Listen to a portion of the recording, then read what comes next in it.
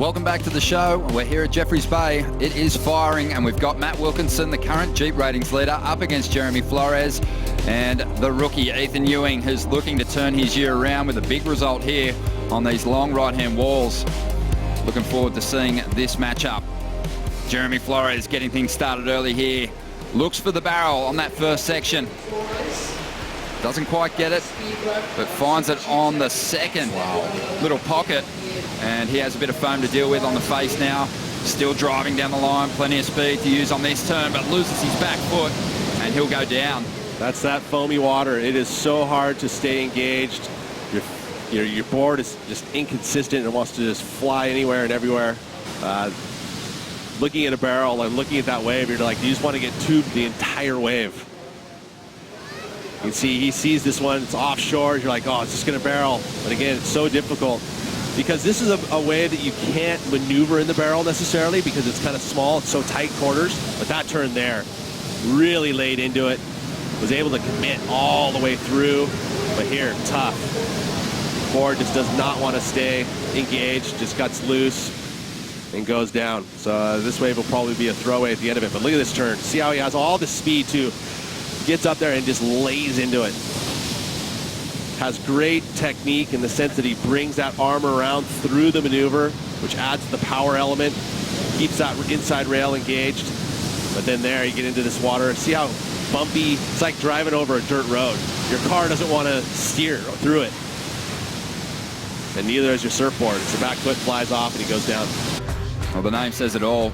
Super Tubes absolutely firing today. We've seen some good barrel rides already. Let's see what the rookie Ethan Ewing can do here. Has a style that we'll just love to watch here. Hasn't had a lot of success this season, but there's a beautiful just transition carve off the top. Maintaining his flow nicely.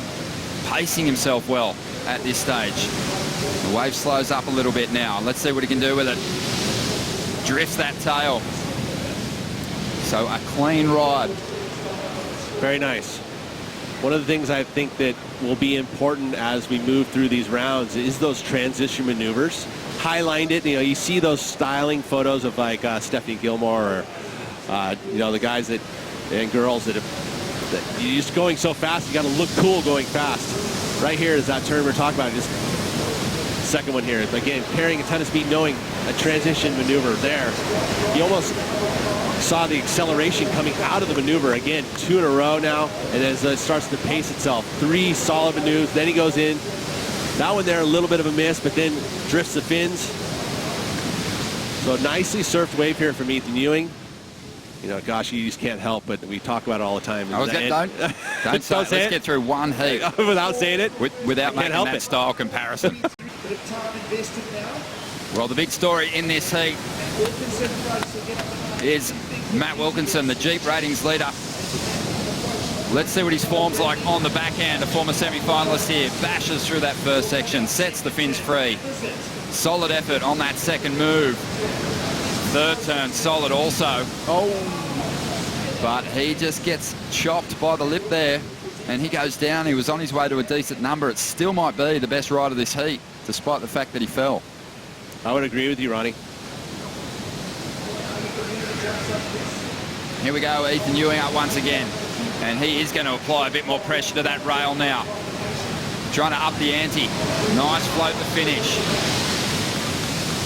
Looking good. I like the way he's surfing. A little bit different look than everybody else we've seen on the forehand. A little more zest. Maybe some of the cleanest rails that we've seen so far today. And I think it'll come for him. Let's take a look here. Is again, way down the line. This is right in front of us here where we're at. But this turn, beautiful. Just the arc straight back into a bottom turn, connects with the lip, and then the float to finish. So 3 solid moves, but just really far down the point. And then a lot of the maneuver, or a lot of the score for Wilco being at the top of the point here. And I really like, this is what he does on the back end here, is he gets upside down. I think he overcommits on one of these maneuvers, which puts him in that situation where he wasn't able to keep the momentum down the line. He overcommitted there. Getting that board kind of straight up and down, whereas it could have been more of a down carve, would have kept him in good pace and down the line speed to make it and finish that ride off.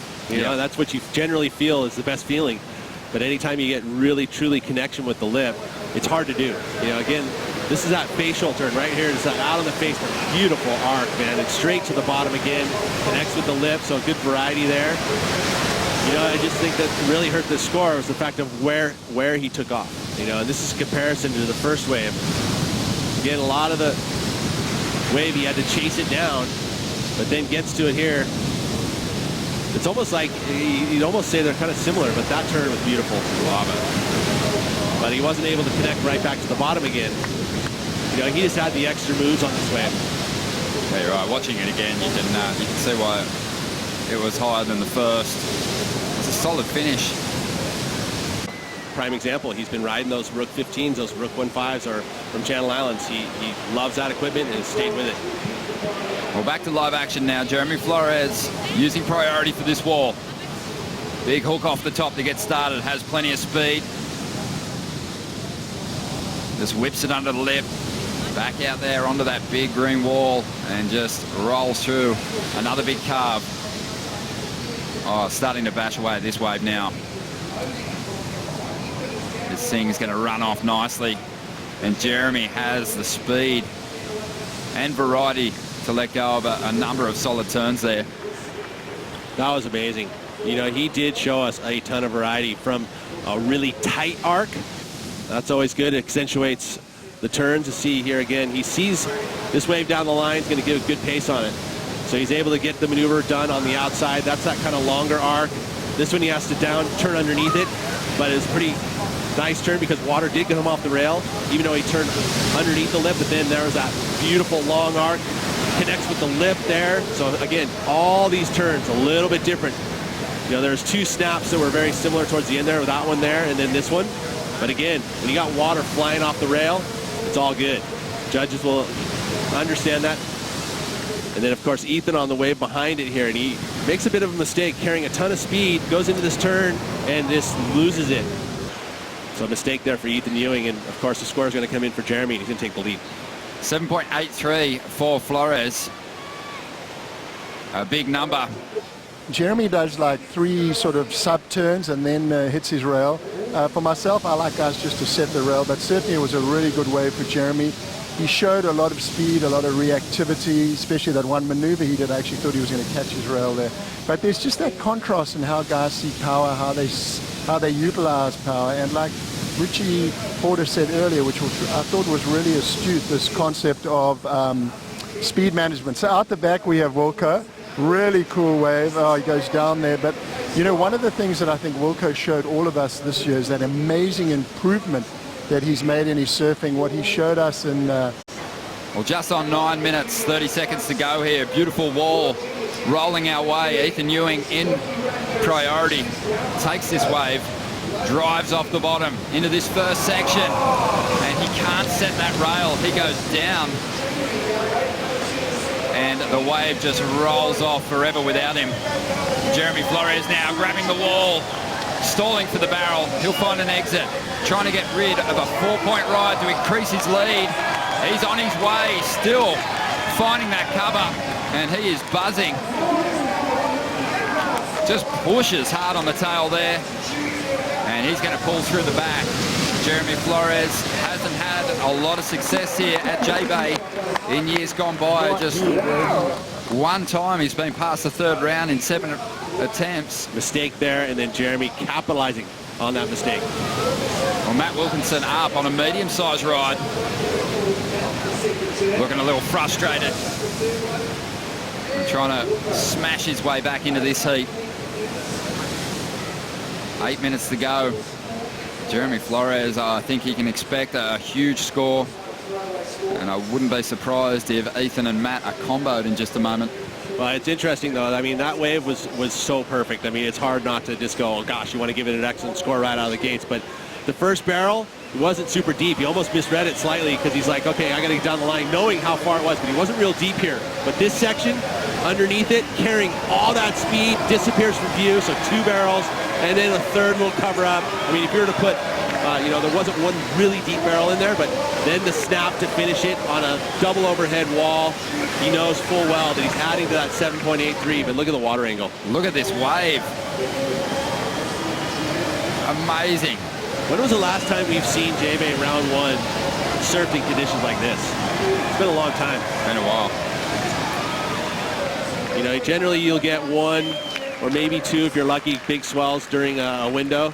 But right now the opportunity being that we've had great surf just for the last few days to be able to not pull the trigger, Kieran holding back to wait for the swell that was supposed to be forecast. But again, the forecasting here, probably one of the most difficult. Well, Matt is going to get an opportunity here to find his pace on these long walls.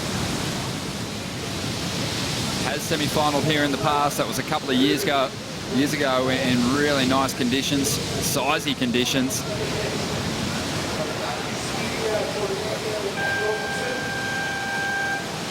As he tries to work this one over through to the inside.